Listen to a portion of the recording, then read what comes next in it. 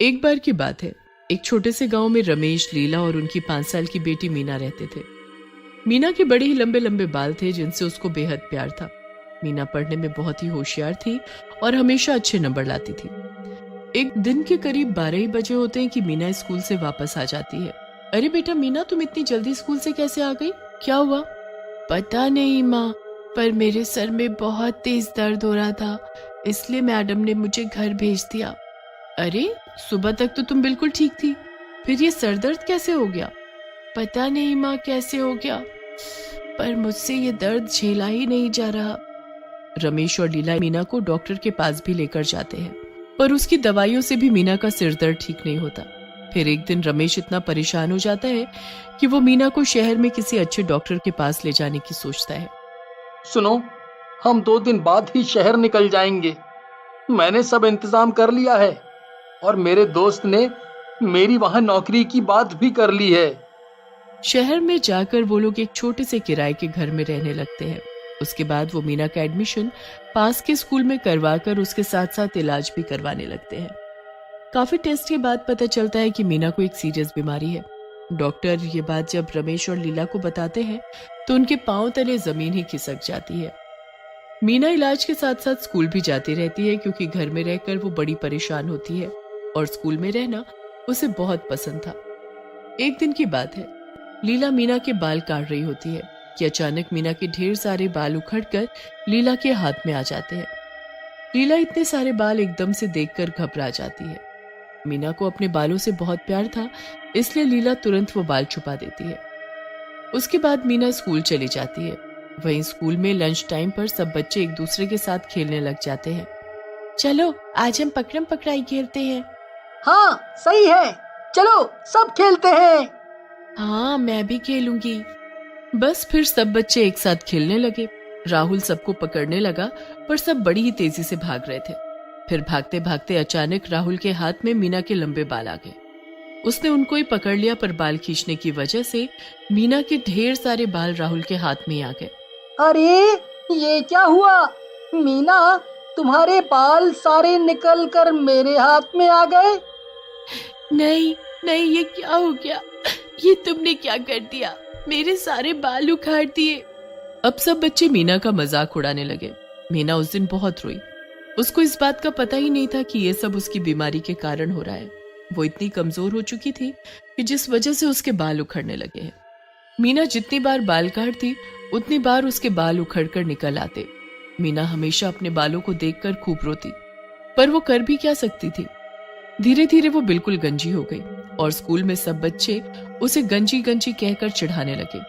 ओए गंजी, कल पेपर है, तेरी तैयारी हो गई क्या? अरे इस तकली के पास तो बहुत दिमाग है, ये हमेशा पूरे नंबर लाती है। मुझे ऐसे मत चिढ़ाया करो प्लीज। अरे अब गंजी को गंजी ना बोले तो क्या, रेपुंजल बोले हैं? सब राहुल की बात पर हंसने लगते हैं। उस दिन मीना खूब रोती है। दिन पर दिन उसका स्कूल में खूब मजाक उड़ाया जाता है, जिससे वो अंदर से बिल्कुल टूट चुकी होती है। उसे अब स्कूल जाना बहुत बड़ी मुसीबत लगती है, पर वो घर पर कुछ भी नहीं बोलती। काफी दिन तक ऐसा ही चलता रहता है और फिर एक दिन मीना स्कूल नहीं आती। फिर अगले दिन भी वो स्कूल नहीं आती। ऐसा करते करते 10 से 12 दिन निकल जाते हैं। फिर एक दिन जब राहुल और बच्चे मीना के बारे में मैडम से पूछते हैं तो उनको भी नहीं पता होता कि मीना स्कूल क्यों नहीं आ रही। काफी दिन निकल जाते हैं। फिर एक दिन सभी बच्चे क्लास में बैठकर पढ़ रहे होते हैं। राहुल अपने बैग से किताब निकालता है कि किताब के साथ साथ उसके हाथ में ढेर सारे बाल आ जाते हैं। छी, ये क्या, ये इतने सारे बाल मेरे बैग में कहाँ से आए? कहीं तूने मीना के बाल तो संभाल कर नहीं रख लिए? चलना, उस गंजी के बाल कौन रखेगा? राहुल इतना कहता ही है कि उसे खिड़की के बाहर एक गंजी चुड़ैल लड़की जाती दिखाई देती है। राहुल उसे देख चीख पड़ता है। चुड़ैल, वो वहाँ गंजी चुड़ैल थी, मैंने अभी देखी। हाँ, और ये उसी के बाल तेरे बैग में।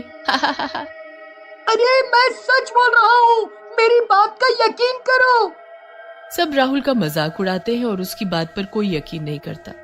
फिर एक दिन रेखा पानी की बोतल भरने वाटर कूलर के पास जाती है। अरे ये दूसरी गंजी कौन आ गई हमारे स्कूल में? अरे ओ लड़की, चल साइड हो, मुझे पानी भरना है। रेखा के काफी बोलने पर भी वो लड़की नहीं हटती। रेखा को गुस्सा आ जाता है और उसको पकड़कर साइड कर देती है। चुड़ैल, बचाओ बचाओ, चुड़ैल चुड़ैल, कोई बचाओ मुझे। क्या हुआ?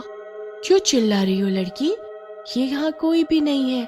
अब मैं तुम्हें नहीं छोड़ूंगी, मैं तुम सबको गंजा करके मार डालूंगी। नहीं नहीं, मुझे जाने दो, छोड़ दो मुझे। रेखा वहां से भागने लगती है। तभी चुड़ैल उसके बाल पकड़ लेती है। रेखा अपने बाल छुड़ाने की बहुत कोशिश करती है, पर चुड़ैल उसके बाल छोड़ती नहीं है। जैसे तैसे रेखा वहां से अपनी जान बचाकर भागती है, पर उसके ढेर सारे बाल टूटकर चुड़ैल के हाथ में ही रह जाते हैं। बाल बाल, इतने सारे बाल। चुड़ैल उन बालों को देख बड़ी खुश होती है और उनको अपने सिर पर लगाने लगती है। रेखा वहां से चिल्लाते हुए अपनी क्लास में जाती है और सारी बात सबको बताती है। राहुल को तो उसकी बात पर यकीन होता है, पर बाकी सब उस पर जोर जोर से हंसने लगते हैं। मैडम भी रेखा को डांट कर बिठा देती है। रेखा अपनी सीट पर चुपचाप बैठ जाती है, पर उसके दिमाग से वो गंजी चुड़ैल लड़की का ख्याल जा ही नहीं रहा होता। वो दिन तो जैसे तैसे निकल जाता है, पर अगले दिन फिर से वही होता है। कुछ बच्चों को स्कूल प्रोग्राम की प्रैक्टिस के लिए अलग हॉल में बुलाया जाता है। वहां वो बच्चे अपने प्रोग्राम की तैयारी कर ही रहे होते हैं कि अचानक हॉल का दरवाजा बंद हो जाता है। आ गई मैं तुम सबको गंजा करने।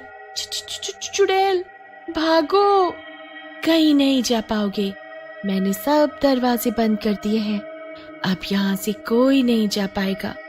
अब मैं तुम सबको गंजा करूंगी और तुम सबको जान से मार डालूंगी। हमारी क्या गलती है? हमारे साथ ऐसा क्यों कर रही हो? जाने दो हमें। ऐसे कैसे जाने दूं मैं तुम सबको? मैं किसी को नहीं छोड़ूंगी। सबको पहले गंजा करूंगी, फिर सबको एक एक करके तड़पा कर मारूंगी। बच्चों का शोर सुनकर कोई बाहर से आकर दरवाजा खोलता है कि तभी वो चुड़ैल गायब हो जाती है।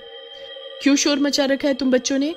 मैडम, सच में इस स्कूल में कोई गंजी चुड़ैल घूम रही है। हम सब ने उसे देखा है। हाँ मैडम, हम सभी बच्चों ने उसे देखा है। ये बेकार की बात तुम मेरे आगे मत करो। मैडम इतना बोलती है कि कोई पीछे से मैडम की चोटी खींचता है।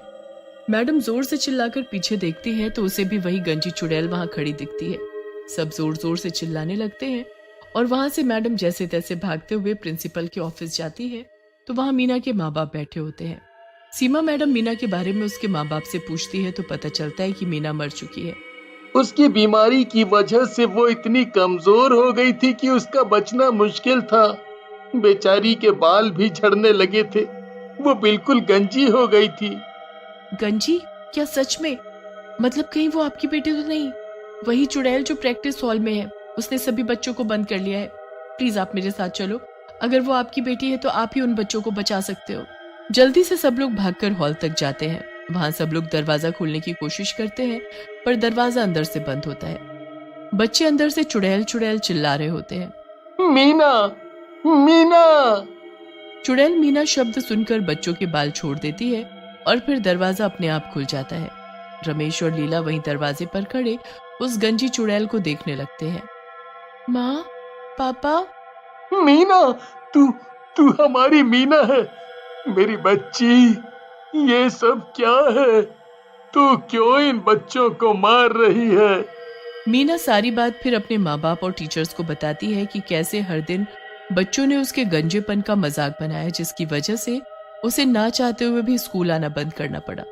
हमें माफ कर दो मीना, हमें तुम्हारी बीमारी के बारे में कुछ भी नहीं पता था। हमसे बहुत बड़ी गलती हो गई। नहीं, अब मैं तुम्हें नहीं छोड़ूंगी। प्लीज मीना, हम अब ऐसा कभी किसी के साथ नहीं करेंगे। मैंने कहा ना, मैं किसी को नहीं छोड़ूंगी, सबको गंजा करके मार डालूंगी। हम अपने किए पर सच में शर्मिंदा है, और अगर तुम्हें हमारे गंजे होने से शांति मिलती है तो हम खुद कल गंजे होकर स्कूल आ जाएंगे। सच में, बस प्लीज हमें मारना मत। अब तो इन बच्चों को माफ कर दो। ये बच्चे हैं, इनको समझ नहीं है मेरी बच्ची, इसीलिए इन्होंने ऐसा किया। माफ कर दो। मीना खूब रोई और आखिरकार सबके मनाने पर वो शांत हो गई और उसने सभी बच्चों को माफ कर दिया। उसके बाद वो कभी किसी को दोबारा दिखाई नहीं दी।